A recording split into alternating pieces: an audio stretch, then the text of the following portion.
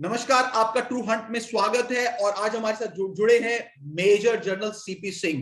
जैसा कि आप जानते हैं, यूक्रेन और रशिया में जो स्टैंड ऑफ हुआ है उसका क्या इंपैक्ट पड़ सकता है इंडिया पर, ऐसी बहुत ज्यादा तरह तरह की अटकलें लगी हुई हैं। ऐसे में मेजर जनरल सीपी सिंह, जो कि एक इंटरनेशनल स्ट्रैटेजिस्ट के रूप में भी काम कर रहे हैं उनका क्या पर्सपेक्टिव है इस पर्टिकुलर पॉइंट पे, आइए ले चलते हैं उसको। सर, बहुत बहुत शुक्रिया द ट्रू हंट के साथ जुड़ने के लिए।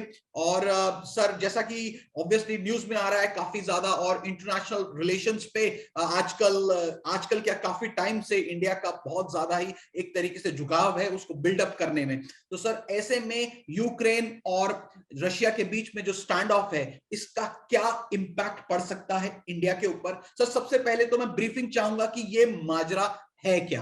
Thank you, Gaurav, and I am grateful to Hunt to have called me for this talk. आप लोगों ने अखबार में रोज पढ़ते होंगे यूक्रेन रशिया में कुछ हो रहा है, थोड़ा सा पिक्चर क्लियर नहीं है। फिर कुछ लोग सोचते होंगे अरे यार 4,500 किलोमीटर दूर है, हमको क्या पड़ी है, भारत इतने उसमें क्यों परेशान होना चाहिए।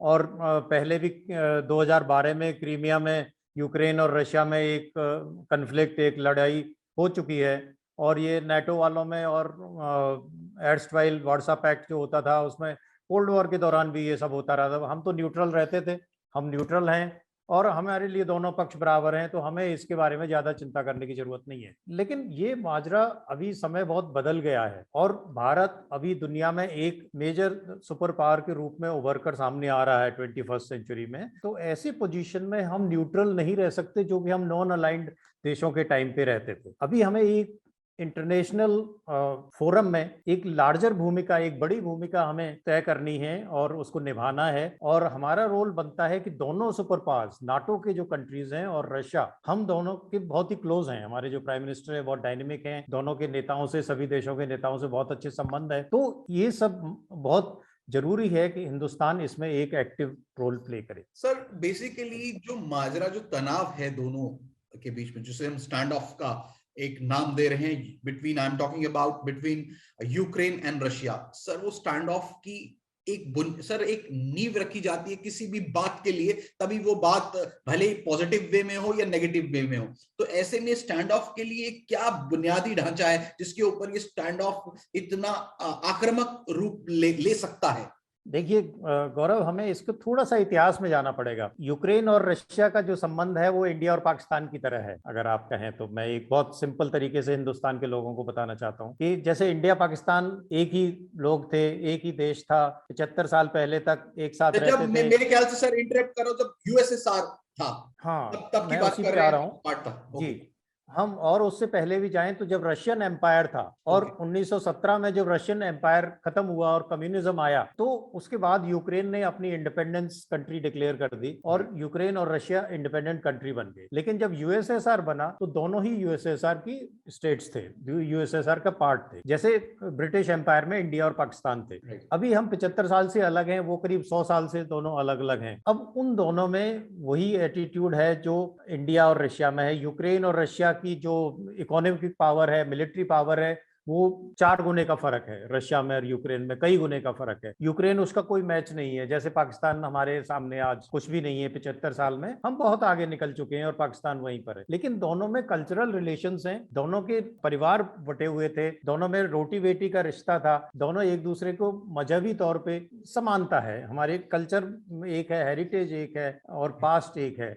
तो इस तरह से दोनों देश जब अलग हुए तो रशिया कहता है कि भाई तुम तो मेरे ही आदमी हो, तुम मेरे साथ रहो। और रशिया अपने आप को यूएसएसआर का उत्तराधिकारी मानता है। एक तरह से ये मानता है कि जो यूएसएसआर था उसका मेंटल मैंने ले लिया। तो वो यूक्रेन को कहता है कि तुम हमारे साथ रहो। अब यूक्रेन वाले कहते हैं कि नहीं यार, तुम तो बिग ब्रदरली एटीट्यूड दिखाते हो जैसे पाकिस्तान की तरह, हमें तुमसे कुछ लेना देना नहीं है, हम तो अपने इंडिपेंडेंट कंट्री हैं। अब इस बात पे रशिया को थोड़ा सा उसने अपना रुतबा भी दिखाने की कोशिश करी कि यार छोटा सा देश है, मतलब कमजोर देश है और मुझे ही आंखें दिखाता है, मेरी बात नहीं मानता है पड़ोस में रहते हुए। तो उसने वो 2014 में थोड़ा सा एक्शन किया और क्रीमिया का एरिया जो है वो ले लिया। अभी यूक्रेन को अगर रशिया की दादागिरी, यूक्रेन वाले कहते हैं कि रशिया तो दादागिरी कर रहा है, बिग ब्रदरली एटीट्यूड दिखा रहा है, और उससे अगर हमें बचना है तो हमें एक लार्जर किसी ताकतवर आदमी की सपोर्ट लेनी पड़ेगी। जैसे गांव के जमींदार के पास चले गए कि भाई हमें बचाइए, ये हमारा बड़ा भाई हमें तंग कर रहा है। तो यूक्रेन जो है नेटो के पास चला गया कि आप मेरी मदद करिए। नाटो तो तैयार ही था, बिकॉज यूक्रेन जो है एक बफर स्टेट है नाटो स्टेट्स के बीच में और रशिया के बीच। तो अगर वो बफर स्टेट नाटो में मिल जाता है तो जो मॉस्को का डिस्टेंस 1600 किलोमीटर है नाटो के बॉर्डर से, वो 600 किलोमीटर रह जाता है। जो 1000 किलोमीटर का जो यूक्रेन है वो नाटो में ही मिल जाएगा। तो रशिया उसके दरवाजे पे पहुंच गया। अब रशिया ये नहीं चाहता कि ये नाटो वाले मेरे दरवाजे पे आके दस्तक दें, वो चाहता है कि यूक्रेन मेरे साथ रहे और इनको नाटो को हम ईस्ट यूरोप में ही दबा के रखें या दूर रखें अपने दरवाजे से कम से कम। ये सारा झगड़े की जड़ ये है कि रशिया चाहता है कि यूक्रेन पे मेरा कब्जा रहे, नाटो चाहता है कि मेरा कब्जा रहे, जबकि अगर देखें तो वो एक बफर स्टेट रहे तो विश्व शांति के लिए बेटर रहे। ठीक है सर, आपने जैसे कहा कि ऑब्वियसली हर कोई अपनी जो है बॉर्डर्स और पर्सनल इंटरेस्ट रादर कहेंगे उसके लिए ये सब कॉन्फ्लिक्ट्स जो है वो क्रिएट करते हैं। सर अब हिंदुस्तान की बात पे आ जाते हैं। हिंदुस्तान इज जो कि भारत एक अच्छा दोस्त माना जाता है रशिया का, specially in terms of I am talking about defence. हमारा काफी हद तक डिफेंस इक्विपमेंट जो है पास्ट में भी जो है रशिया ने बनाया है, रशिया ने दिया है, और उसके अलावा भी जो है काफी संधि रही है युद्ध में सपोर्ट के लिए। पास्ट की बात कर रहा हूं। ऐसे में सर अगर ये वार होती है, अगर यूक्रेन और रशिया में वार होती है, तो क्या रशिया को, जो ऑब्वियसली इंडिया का एक तरीके से एनिमी है चाइना, नाटो को रोकने के लिए उसका सहारा लेना पड़ेगा? उसमें क्या इंपैक्ट पड़ सकता है इंडिया पे? क्योंकि जब रशिया का रुख चाइना की तरफ होगा तो इंडिया की तरफ कमजोर हो जाएगा। फिर ये रिश्ता दोस्ती का और ये सपोर्ट का कहां हद तक रह जाएगा? बिकॉज आज की युग में सेल्फ इंटरेस्ट पहले रखा जा रहा, खास करके देशों के बारे में बात करें तो ऐसे में सर हिंदुस्तान का क्या रुख रहेगा और हिंदुस्तान की क्या पोजीशन हो जाएगी अगर ऐसा होता है तो? गौरव जी, आपने तो मेरे मन की सारी बात कह दी। मैंने इसके ऊपर एक आर्टिकल भी लिखा है जो आपने पढ़ा होगा कि इस क्राइसिस में और इंडिया का क्या रोल होना चाहिए। देखिए, रशिया अकेले में आज इतना दम नहीं है कि नाटो के सामने खड़ा हो सके। अगर कल को लड़ाई होती है तो उसको चाइना की तरफ देखना पड़ेगा और उसको नाटो को काउंटर करने के लिए चाइना की मदद लेनी पड़ेगी। अभी आप देख रहे होंगे पुतिन जी ओलंपिक्स के लिए चाइना जा चुके हैं, दोनों ने जॉइंट स्टेटमेंट भी इशू करी है और धीरे धीरे रशिया जो है चाइना की गोद में आता जा रहा है। अब चाइना जो है वो बहुत ही कनिंग कंट्री है, मतलब बहुत ही बदमाश कंट्री है। अगर किसी को मदद करता है तो फ्री में नहीं करता है, तो वो अपना पाउंड ऑफ फ्लैश जरूर एक्सट्रैक्ट करेगा एक दिन। वो कहेगा देखो भाई, मैंने आपको यूक्रेन में मदद करी, लेकिन जब अगर मेरी इंडिया के साथ में जो डिस्प्यूटेड बॉर्डर है उधर कल को गलवान जैसी सिचुएशन होती है या कोई वो खड़ी होती है, तो उस समय रशिया उसके इतने एहसानमंद हो चुका होगा, इतने दबाव में आ चुका होगा कि वो रशिया को कहेगा कि ओके तुम भारत का साथ मत दो, मेरा साथ दो। तो भारत के लिए उसमें नुकसान हो सकता है। आज भी अगर देखें, हमारे यूएसएसआर से बहुत अच्छे संबंध थे, अभी रशिया से भी बहुत अच्छे संबंध हैं। हमारा 60% मिलिट्री हार्डवेयर जो है वो रशिया का है। एक जमाने में 75% था, अभी 60-65% इक्विपमेंट रशिया का ही है।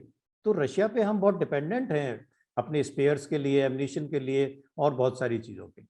लेकिन समय जो पिछले 10 साल में 15 साल में बहुत बदलाव हुआ है। हम यूएसए के भी बहुत क्लोज आ गए हैं और चाइना को काउंटर करने के लिए हमें यूएसए और यूरोपियन कंट्रीज की, नाटो कंट्रीज की बहुत जरूरत है। अभी कल को यूक्रेन और रशिया में झगड़ा होता है, लड़ाई होती है वहां पे, तो नाटो के देश उसमें इन्वॉल्व हो जाएंगे। तो जब उनके बगल में ही झगड़ा चल रहा है तो उनका फोकस थोड़ा सा एशिया से कम हो जाएगा। जो अभी साउथ चाइना सी में अमेरिका और इंडिया के साथ में खड़ा हुआ था पूरे यूरोपियन देश, इसीलिए चाइना की हिम्मत नहीं पड़ी हमसे आंख मिलाने की। वो सब देशों का फोकस फिर अपने यूरोपियन बॉर्डर पे चले जाएगा। वो कहेंगे कि भाई पहले इसको स्टेबल कर लेते हैं। सही बात है, सबके अपने इंटरेस्ट पहले होते हैं जैसे आप कह रहे थे जी। और इंडिया के साथ में उनका जो प्रेजेंस है, उनकी जो साथ है, जो डिप्लोमेसी है, जो प्रभाव है, वो थोड़ा कम हो जाएगा, उनका फोकस एशिया पे कम हो जाएगा, जो हमारे हित में नहीं है। तो अगर युद्ध होता है तो हम रशिया का साथ देंगे तो यूरोपियन कंट्रीज और अमेरिका के साथ जो हमारे संबंध है वो खराब होंगे। अगर हम रशिया का साथ नहीं देते हैं तो चाइना रशिया पे दबाव डाल सकता है कि कल को जब युद्ध होता है तो वो इंडिया का साथ ना दे और हमारे जो साजो सामान है, लड़ाई का सामान है, उसको रोके। तो ट्रेड सर वाइज भी रशिया के साथ हमारा जी मैं ट्रेड वाइज भी जी एक लास्ट पॉइंट, ट्रेड वाइज भी रशिया के साथ हमारा $8 बिलियन का एनुअल ट्रेड होता है और यूक्रेन के साथ करीब $2 बिलियन का ट्रेड होता है। ये दोनों ट्रेड भी इफेक्ट होंगे अगर कल को युद्ध होता है। तो सर इंडिया क्या कैसे एक्ट कर सकता है बीच में? एक जैसे इंडिया को एक माना जाता है कि एक बैलेंस करने के लिए India has been very good in the past in between the two neighbouring countries या और बाहर के आउटसाइड, बिकॉज इंडिया की जो न्यूट्रल अप्रोच है उसको लेकर के काफी ज्यादा इंडिया जो है चर्चा में रहता है। ऐसे में क्या न्यूट्रलिटी से एक्ट कर सकता है यूक्रेन और रशिया के बीच में संबंध को नॉर्मलाइज करने में इंडिया? इसके बारे में कुछ है सर आपका कहना? डी आप बिल्कुल ठीक कह रहे हैं। पूरा वर्ल्ड आज इंडिया की तरफ देख रहा है कि इस सिचुएशन को डिफ्यूज करने में इंडिया बहुत अहम भूमिका निभा सकता है, क्योंकि पुतिन जी जो हैं वो हमारे प्रधानमंत्री के बहुत अच्छे मित्र हैं और यूरोपियन कंट्रीज के जो फ्रांस के, यूके के जो नेता हैं या यूएसए के जो प्रेसिडेंट हैं वो भी मोदी जी के बहुत अच्छे संबंध हैं उनके साथ में। तो दोनों के बीच में बजाय हम न्यूट्रल रहने के और एब्सेंट रहने के, हम अगर दोनों के साथ एंगेज करें, एक्टिवली एंगेज करें और इस सिचुएशन को डिफ्यूज करें तो सबसे ज़्यादा हमारे हित में है।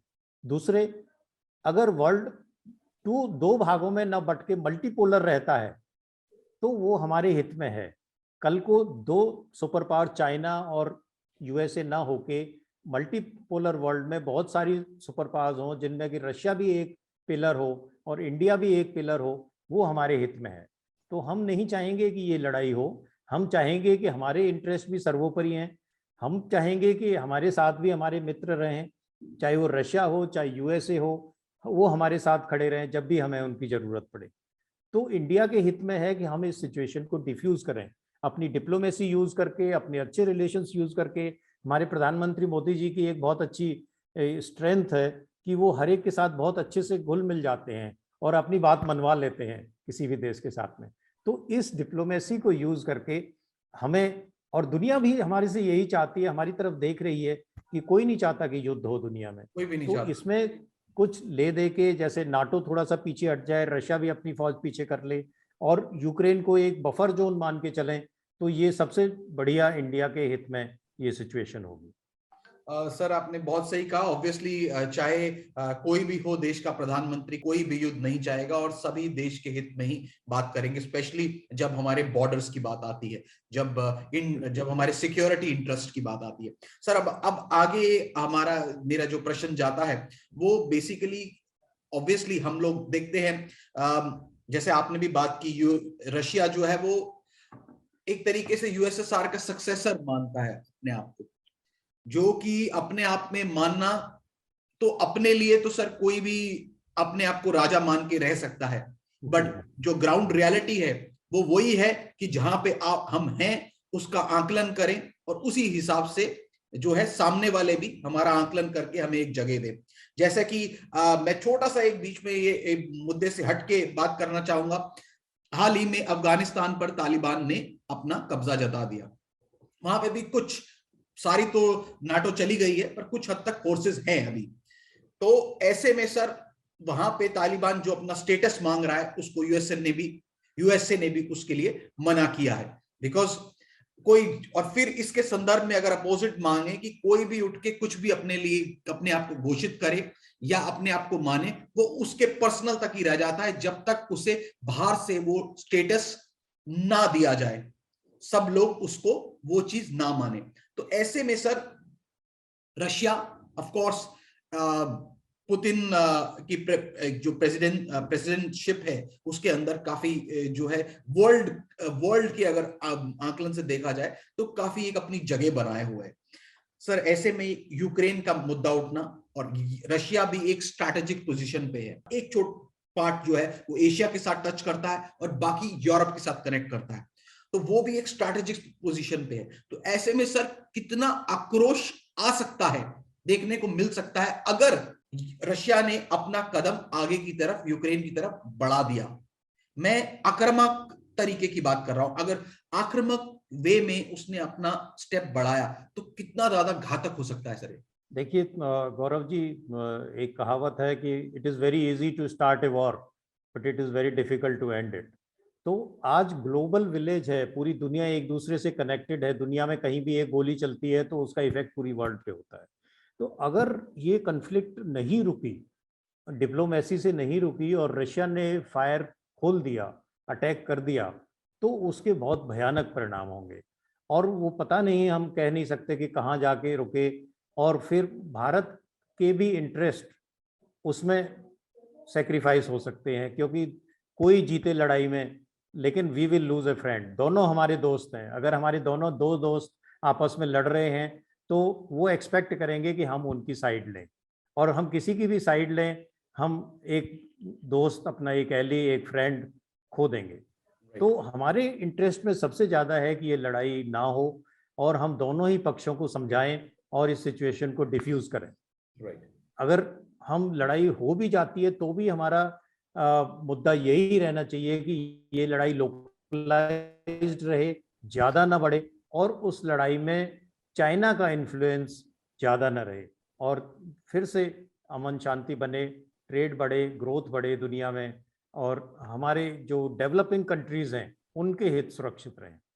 सर बहुत अच्छी कहा, खास करके डेवलपिंग कंट्रीज जो कि बहुत ज्यादा दूरदर्शी होती हैं, क्योंकि उनका एक विजन होता है टू बिकम डेवलप्ड कंट्री। सो उनकी ग्रोथ एक प्रोसेस एक बहुत ही अलग तरीके से चलता है, जो कि वर्ल्ड के लिए भी बहुत अच्छी चीज है। एक संदर्भ में मैं ये बात आखिर में कहना चाहूंगा कि डेवलपिंग कंट्रीज का भी हित सबको देखना चाहिए, बिकॉज वो एक तरीके से ग्राउंड है to provide the trade to the world, to provide actual way of, they are actual way of globalization when it comes towards the world, क्योंकि उनकी डेवलपमेंट में ही डिमांड और सप्लाई वर्क करती हैं, और वर्ल्ड के कोने कोने से डिमांड पूरी होती है, वहां के मैन्युफैक्चरिंग यूनिट आपस में ट्रेड करते हैं, और इस तरीके से सबके लिए अच्छा है। तो हम भी ये चाहेंगे कि ये युद्ध जो है इसको रोक दिया जाए या ना हो, और इंडिया जो है एक तरीके का मीडिएटर जो है बीच में वर्क करे।